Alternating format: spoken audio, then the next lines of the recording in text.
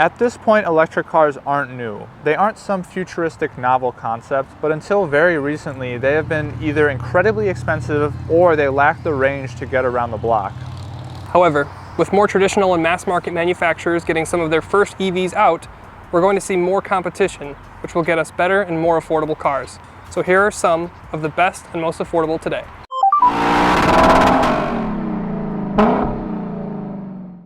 We are going to start with the people's car, the Volkswagen. This is the ID4, so it's actually part of the initial rollout, and this is the first fully EV car that we've gotten from Volkswagen with their new direction moving towards a fully EV lineup. So it's part of the EV4. The EV3 is basically done, and then we're gonna get the ID Buzz, which I'm super excited about because that is like the completely modernization or modern interpretation of the original VW microbus. So that thing is gonna be really cool.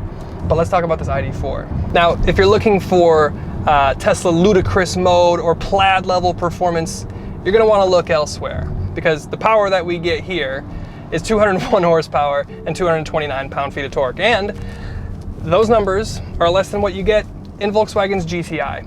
You know, a car that's 1,500 pounds lighter than this ID4. So it's not exactly inspiring behind the wheel from a power perspective. But this is an electric car, and we've talked a lot on the channel about electric torque being available instantly and in droves. It still doesn't make it super fast, but the interesting thing here is this is actually the first rear-wheel drive vehicle, or rear-wheel drive architecture that we've gotten from Volkswagen in decades. So you can get this in either rear-wheel drive or all-wheel drive. If you get all-wheel drive, you actually get a little bit more power. But here in the rear-wheel drive, it's nice, I guess. It doesn't give you enough power to actually like oversteer or do burnouts or anything, but I guess that's really not what the people shopping for this are looking for. Now with that, I will say that the sounds that come out of this thing are pretty cool. They're futuristic, but let's talk about range, because that's what people really care about. Now, with 100% battery, you can get 250 miles of fully electric range, and you can recharge from, actually, I believe you can recharge from 5% to 80% in 38 minutes, which is a very specific figure, and it's important for a reason. But if you only have about 10 minutes, you can get 60 miles. So that's not too bad. Now, let's be really, really honest with ourselves now when we talk about the recharging ability of this car.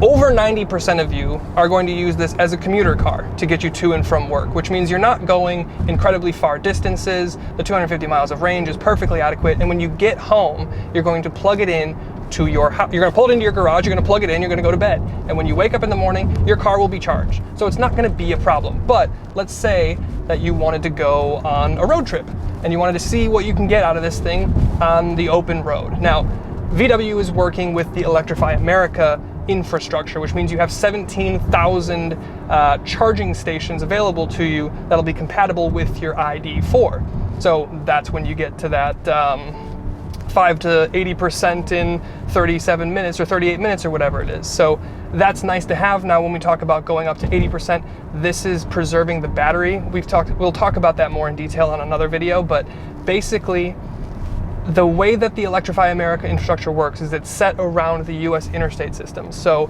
if you're gonna be doing a lot of like backcountry stuff, if you plan to go anywhere near the Dakotas or Montana, get a different car. But let's take a minute and talk about the actual experience that you have behind the wheel, what you're gonna be interacting with day to day if you get this car. Now, this is built on Volkswagen's MEB architecture, which is just a fancy way of saying this is the same platform that's going to underpin all of Volkswagen's new electric cars for the coming generation. So what that means is you have batteries in the floor and you have your wheels pushed to the extreme ends of the car. Now this is good for a number of reasons. One, when you have the batteries in the floor, that means you have a lower center of gravity, which means you have more weight down low. So when you're in a corner, you don't have a lot of weight on the top pulling you to the side, so you have less body roll. It feels more comfortable and confident in a corner. Take the corner faster and the chassis is better balanced. Second thing, with the wheels on the far ends of the chassis towards right out in the front axle, or right on the front and then right on the rear, means that your turn in is feeling a lot sharper. The vehicle seems to respond a lot quicker because you don't have as much weight over that front wheel to kind of slow you down. So from a dynamics perspective, it's going to feel a lot more sharp and a lot more agile than you would think it would be for the weight that this thing carries. Now, with that being said, of course, you do have the weight, and that's a thing, but really what it comes down to with the longer wheelbase, because the wheels are pushed so far out, it soaks up bumps pretty well. We are on a terrible road right now, and the simple fact of the matter is, I'm relatively comfortable. This is not a Mercedes S-Class, but it rides pretty well. The chassis soaks up the bumps relatively well, and yeah, it's just kind of nice. You also have one pedal drive if you want, but to me, it just feels more natural to leave it not in one pedal drive. And I shouldn't say one pedal drive because it's not really what it is, but it's kind of like 75% of that, where if you take your foot off the throttle, you don't really need to use the brake. The car will slow itself down for you and regen energy from the brakes and that friction there. But with that being said, it's ultimately pretty comfortable and pretty nice back here, but not what I would call inspiring. So let's see how Paolo's getting on in the Mustang. Now, in a time where most manufacturers are creating new EV models, Ford decided to go a little bit of a different route. They decided to piggyback on an already well-established brand, the Mustang. Now, obviously some die-hard fans were not a fan of this, and for good reason, but from Ford's perspective, I think it was a really good decision. I mean, it makes sense. What is the point of marketing? To get people talking, to get people engaged.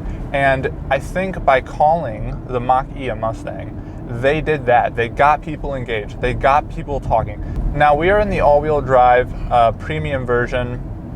There are multiple variations of trims, of powertrains, and batteries available for the Mach-E, all ranging between 230 and 305 miles.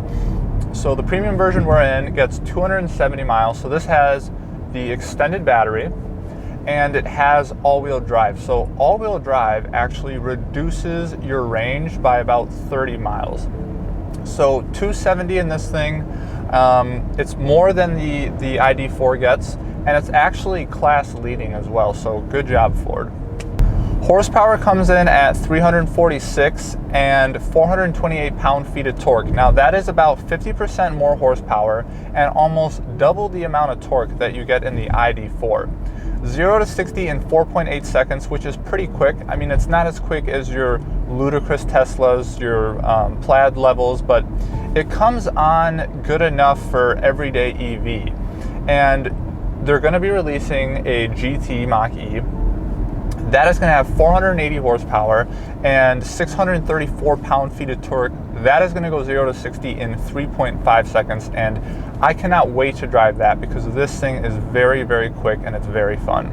I think the biggest thing that I notice about it, and everyone else that I've talked to that drives an EV, is just the instant torque that you get. It's so unique to EVs right now, and it's the most notable thing that people remember.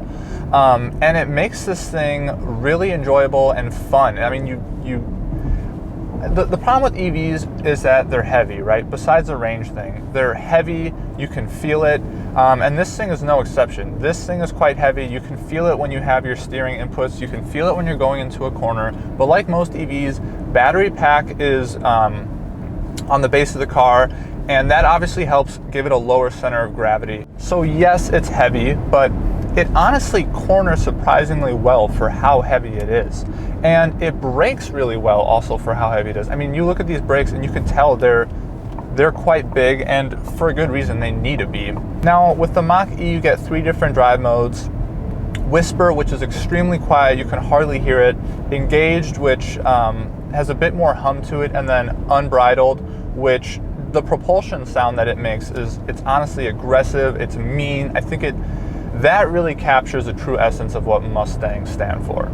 One other thing that I noticed this week was honestly just how quiet it is. It is shockingly quiet. Hardly any road noise, hardly any wind noise. It actually scored 68 decibels at 70 miles an hour. It's quieter than the Model Y at the same speed. It ties the ID4, so you know, I think I applaud both of those manufacturers for using good build quality materials to achieve that. Okay, 2 more things I want to mention. Price. So premium all-wheel drive version that we're in, $55,000, but you also have a federal tax cut, so that brings it down to $48,000. I think that is a pretty good price. The last thing that I want to mention, and Matt kind of posed it to me, like, is this deserving of a Mustang badge? I would say, as a consumer, I would still argue no. I think the GT, yes, but this thing, no. The GT, I will say, it does deserve. It honors the Mustang, I think, enough to hold the badge. This looks pretty cool pulling up, not gonna lie. So walk me through the design of it a little bit, because obviously this is different than what we normally see on the road, especially for something wearing a Mustang badge. They do incorporate some of the Mustang feel, look into this Mach-E. Yeah, no, absolutely. Especially that's super, you know, very relevant in the taillights, and then you get a little bit of that in the headlights too with this kind of triple beam. Yeah, I agree. Overall, I really like the look of this thing. Yeah. Starting at the front, you just mentioned it, but I love these headlights. I think that they look aggressive. I think a lot of EVs don't really look aggressive, and I think this... What do you mean they don't look aggressive? Yeah, exactly. What do you mean? That's exactly my... It's a lima bean. It is. It's like a jelly belly. But okay, focusing on the Mach-E. Okay, sorry. I like how the trim here is black, where a grille would be. Right. Yeah, it gives it a bit of a face and a little bit of character. Like, yeah, we've come to know automobiles from their grille and headlights. That's their face. And then Tesla was like, we don't need a grille, so we don't have one. And then this kind of brings it back, so it's kind of like easing you into it. It's like, no, it's okay. It's still a car. Right. So yeah, you have this, and then of course in the GTs, you were telling me that this is kind of all filled in. Exactly. Obviously even more distinctive, more aggressive and sporty. Yeah. I really like this. This little bulge the bulge in the hoods. Yeah, there's none of that here. Kind of a cool design as well. Yeah.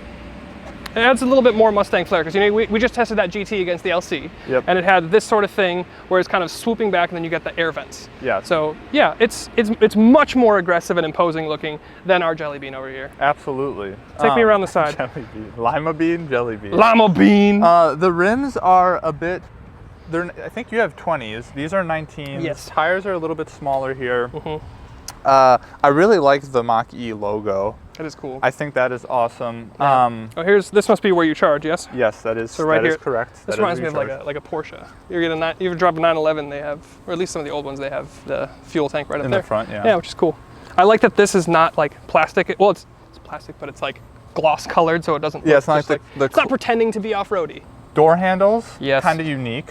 Yes. Right. So to operate this, you just push the button, right? Yep.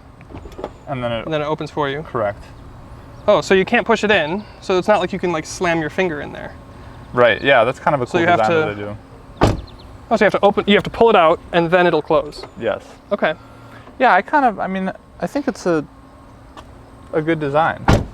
I think it works, and you know, with that, we've covered this with other EVs. Like, the whole point is to minimize drag and to maximize aerodynamic efficiency. And having something like this at this price point, where you don't have like a door handle that can retract into the body, makes a lot of sense. So it's done for a functional reason, and therefore I'm okay with it. You know, in the back, it's like maybe it's a split second longer to open this door than that one, because it's like you have to wait for your before you can fit your hand in here to pull. Right. But whatever, it works.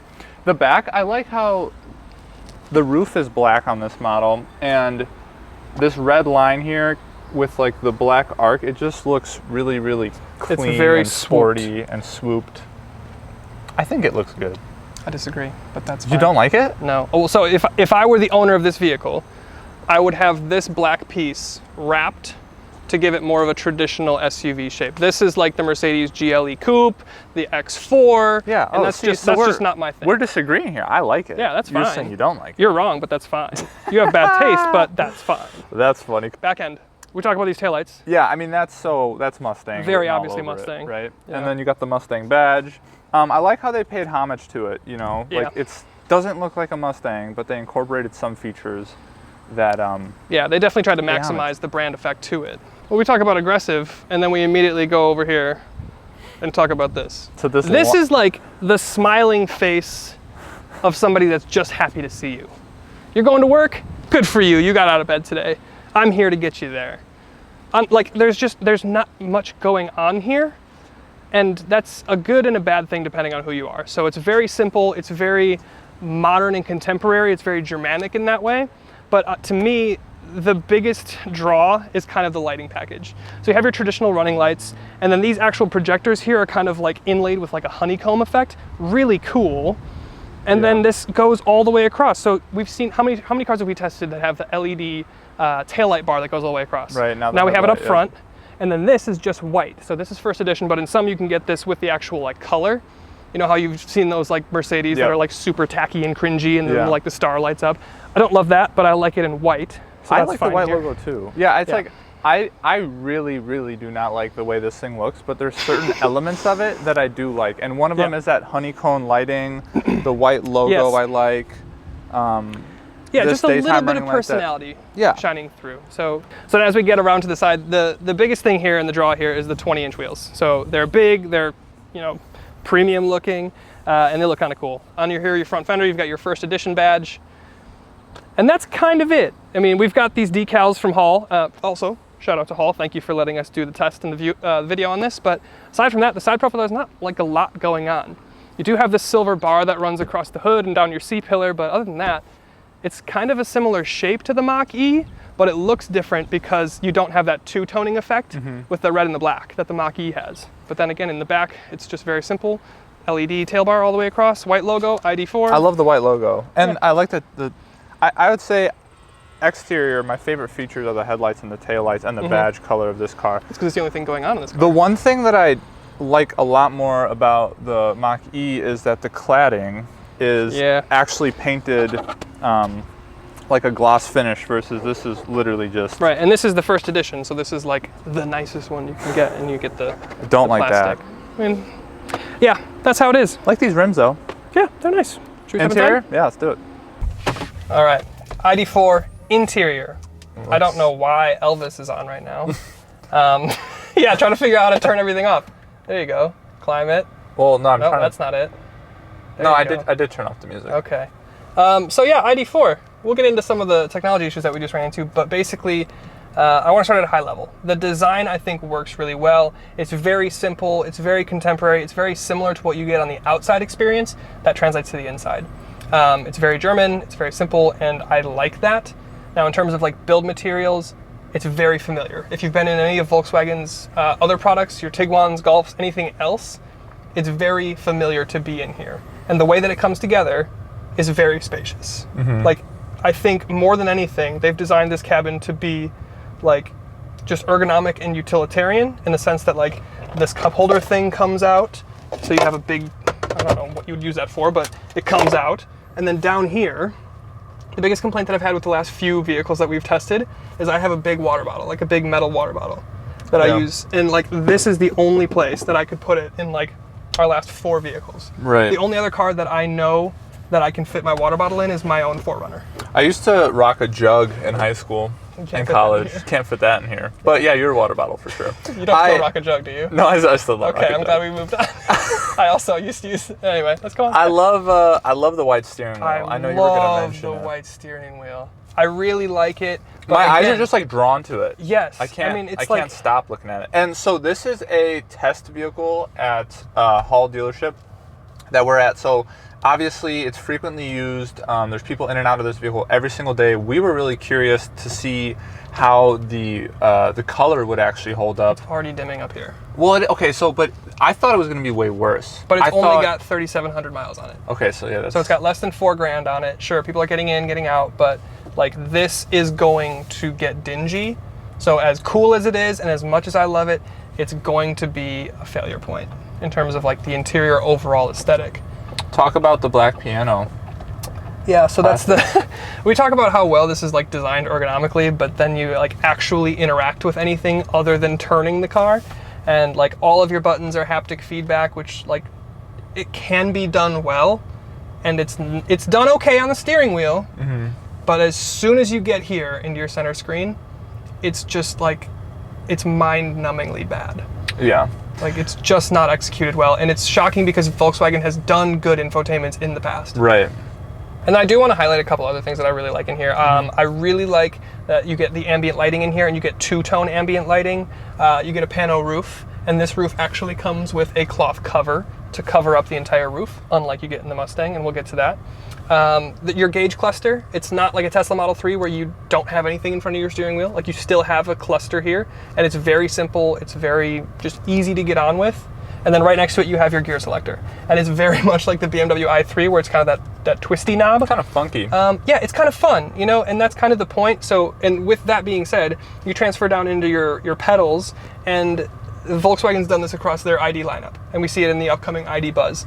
The brake pedal has a pause symbol, and then the accelerator, I guess you would call it, has the play symbol on it. So like, it's kind of fun, it's kind of trying to be lighthearted, and I really like that. You also get wireless CarPlay and Android Auto, so like, we're gonna start to complain about this, but like, a lot of the times you'll just use that, and you'll have your, I don't know, climate set to whatever you need. Yeah. But I know you have thoughts. So. Yeah, well, another thing that I really like, these seats are extremely comfortable. Yes, and you do get massage. Yeah. Kind of. It's not really, it's basically just... Yeah, it's like that Mercedes thing where they're like, it's not massage, but it's like gonna keep you from getting like blood clots or something. I don't know. Yeah, just like but helps move your blood around. Like slowly rolls you. It's Don't nice. call it a massage though. Yeah, it's I like nice. the armrests. Like these are really comfortable. Yeah, it's nice to have. It's yeah. something that you don't really pay attention to. But when you do really have good. it, it's like, okay, this is nice. Yeah, so one of the things that I really don't like is that, I guess I feel like a lot of people talk about the ID and like how intuitive it is, and you can talk to the car and it'll interact back with you. And like we've tried a few commands, and I just don't think it works as well as they pitch it. Like if you're gonna pitch it that hard, it should work fairly decent, at least for the really basic commands, and it doesn't really work. It's laggy. It takes her a second or him a second to Gender fluid. Yeah. AI. AI. Yeah, whatever. But yes, you're right. There's a huge lag, and it's supposed to be that like natural language, so you can say like I'm hot or I'm cold, and then like we just tried it, and what happened? Yeah, it's like Clippy. Don't you say a word against Clippy! No, we won't get into it. But that man showed up for work every day. What was helped me write Clippy? 7 resumes. What was Clippy doing? Like that man got me my first job. This is like kind of like this thing. It's like it's just no point. It just keeps popping up though. Like, hey, do you need help? Other thing I don't like. So I agree with Matt. Like they went with a really simplistic design in here. Yeah. But I think with that, trying to be so simplistic, they actually added complexity to it. So the biggest area that you can see this in is to roll down the rear windows from the front seat. You need to hold the rear button for about half a second. Which would not be immediately apparent as a button. Yeah, right. It doesn't look like a button. It just says rear. Everything's touching here though. But like you sat in here and I was like, hey, roll down the rear windows, and it like took you a second. I legitimately would not have figured it out, and I would have had to go. Like I would have had to go to the internet. Yeah, so look up a YouTube video. But you have to hold it down for about half a second. You can't just tap it, which makes sense. But like the whole thing there is, why couldn't they just add 2 more buttons? Like they're trying to be so simplistic that they actually add complexity into it. And I think the same could be said about the infotainment system. I think that there's just things in there that they try to be so simplistic with not having any buttons or knobs. Right. And in that spirit, they actually added too much complexity to it. We've seen this in like previous generation BMW products where you get like, and you have the gesture control here. Like I can do this, and it'll like, it actually works fairly well. Looks good. But when am I ever gonna do that? And you can hover your finger over like this button, and then it'll go. But like, when am I gonna do that on the road? Do I have time to like stare at my infotainment system, hold my finger up at a specific location, and hope that I don't get bounced? Like it's not practical. It's cool, and I think they're maybe trying to show off their technology, and like, but you're you're thinking of what you can do rather than thinking about how it's going to be used. But again, like we say, the best thing about this cabin, aside from the white steering wheel, I'm so drawn to it. It's so cool. And the fact that the rest of the cabin is black, it's really cool. But like, the back seats are huge. The panel roof is really nice. The trunk is a decent size. Like, you have frunk. A lot of that's right. Yeah, you have no frunk. All the electronic components are up there. So in the Mustang, in the Teslas, in all your EVs, you're used to having a frunk. All of the motors and cables and all sorts of crap are under the hood, so you don't end up having a frunk, which was the same we saw in our Audi e-tron video. Well, the e-tron had like a little tiny little thing where you could put like a laptop. You could put maybe a Jimmy John's sub in there. Potbelly gang, though. Who eats Subway? Ugh, Steph Curry does, apparently. That's disgusting. Yikes.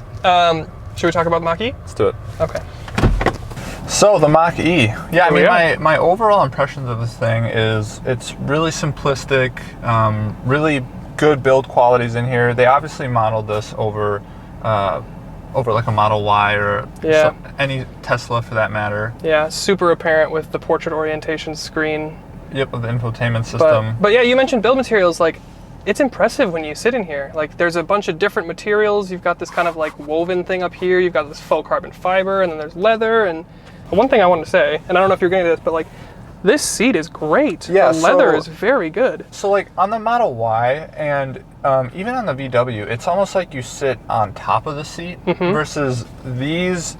They're not like, you know, super huggy, but you do sit more into it. Right. They're really comfortable. Yeah. Yeah. I didn't like. Very comfortable. I felt like in the VW, like I kind of not really bounced off the seat, but like there's a different feeling when you sit into this. Headroom is excellent. Yes. You have this awesome panel sunroof. Because it's an EV, you don't have a transmission. Yes. A lot of storage for your phone. Other compartments down here below the wireless charger. There's more. So yes, yeah, so you have this initial tray. Yep, exactly. So it's just this left side that's got the charging, right? Yes. And then this is extra. And then down here is even more. Additional storage, and then center console. Yeah, so it's got some really good. Then you got your normal glove box too. Glove box as well, yeah.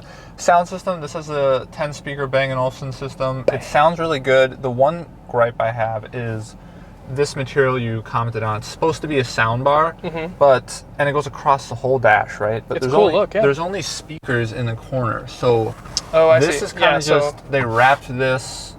I just don't like how they kind of faked it. Yeah, no, I get what you're coming from. I will say this though, if they hadn't done this entire thing, I think it would have looked cheaper than the way it looks now. Yeah. So I get that it's like misleading. Yeah, it's misleading that yes. it looks like it's a full sound bar. But with that being said, I think cohesively it works together from the design perspective. Yeah, I like the digital dash that this one has. You know, the Model 3 and the Tesla doesn't have this. It's just all this center one. So I like how you have some of your information, your miles per hour. I like how they specify ground speed on here. I know, that's so Mustang. You see that in all like the GTs and the regular ones too. It's like, okay, that's so dramatic. Yeah, seriously. You got your range on there. That is nice to just have that extra information. You get that in the ID4 as well, and that's like, I think one of the big reasons that I'm just not into the Model 3. Right. Just because like everything is in this screen, so it's like, yeah. And the fact that like you don't have as many differing materials in the Model 3 makes it almost look cheaper. Yeah. So I really like that. The one thing I'll say though is like it looks nice in here. It's really simplistic, but it's like. My gripe with this center console is that it just looks like it was an afterthought. It was like, oh, we have to put this giant screen, and Tesla did the same thing, but I just wish that they integrated it into the dash a little bit more.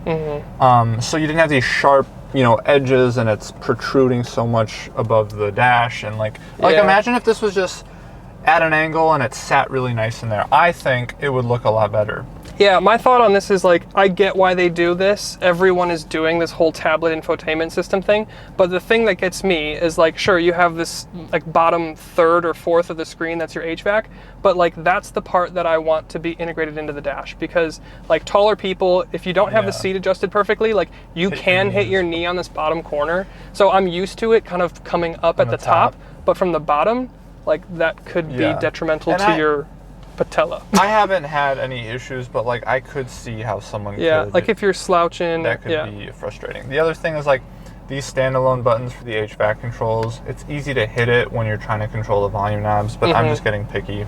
Yeah, I will say though, like when I've shown this car to a couple friends during our week with this, and everyone loves that the volume knob is like mixed into the screen. It is so cool. It looks fantastic. It does look it's really cool.